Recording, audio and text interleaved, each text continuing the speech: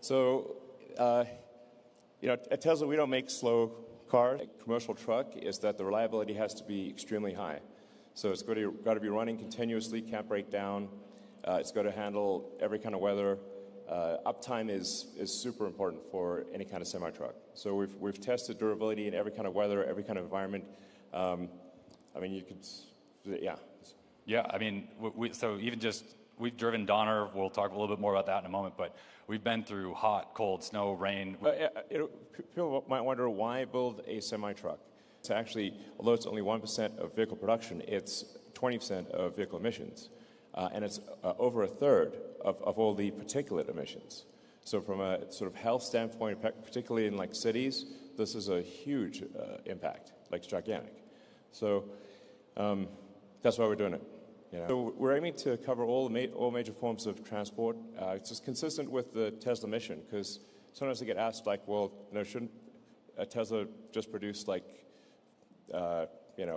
fast cars or premium cars or whatever? It's like, but what's our actual mission? Our actual mission is to accelerate the advent of sustainable energy. We've got, it's now probably 51 billion miles driven. I don't know, there's more every day.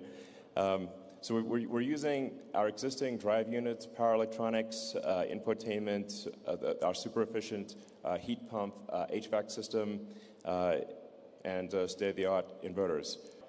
So yeah, we've got a tri-motor powertrain system. So we're using the carbon overwrap sleeve. So essentially, we're using the plaid Model S, Model X powertrain, but we're actually enabling the two of the drive units to actually disconnect so that they're not free spinning.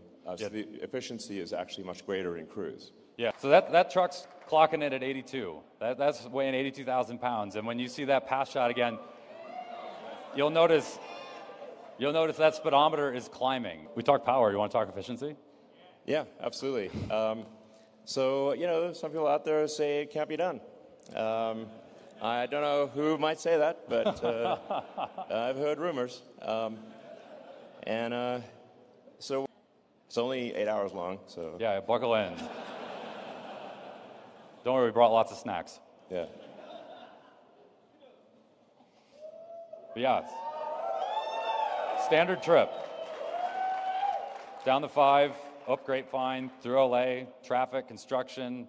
We got the bypass on the way station, but running full 80 or just under 82, full deliveries, nothing to hide. Yeah. So.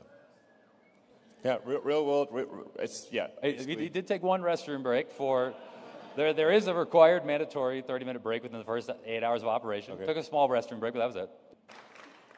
So aerodynamic efficiency obviously matters a lot. And you can see it's shaped like a bullet. It's really aerodynamic, and that helps a lot. As we get less than 2 kilowatt hours. 2 kilowatt hours a month. It's easier to drive as a Model 3. So it's with basically no training, you can drive this.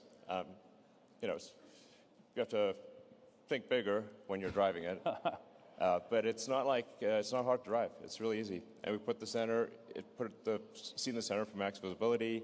Low floor. You can stand up in the cabin.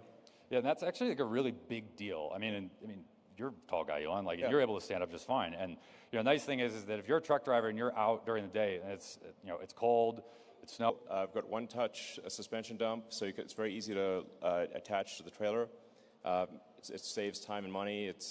The fleet's more efficient, and the driver's home sooner. Yeah, really, we're trying to extend the idea of this efficiency from not just while you're on the road, but into the yard as well. That's before and after the truck has done its job on the road, because that means that drivers at the end of the day are spending less time at the yard, and they're getting home earlier, and it makes their lives easier. We got a light test that's easy to execute, helps with compliance. Obviously, to charge a truck like this quickly, you need high-power chargers. So we developed a megawatt class charger as it's capable of charging at a megawatt to DC. Yeah. And it's our next generation immersive cooling, so it's liquid cooled. So you don't need like a gigantic elephant trunk of a cable. You can actually have a small cable, and that cable delivers a megawatt. We've 3x the current density. Yeah, I mean, it's going to be used for Cybertruck too. Yeah. Yeah. So this is coming to our superchargers next year. Yeah. Yeah. So the future of transport obviously requires a sustainable energy infrastructure. So you've got to have all aspects of the energy question answered. Sustainable power generation, then you've got to store the power, and then you transfer the power to the vehicle. So the three pillars of a sustainable energy future are sustainable power generation with solar and wind. I'm actually a fan of nuclear.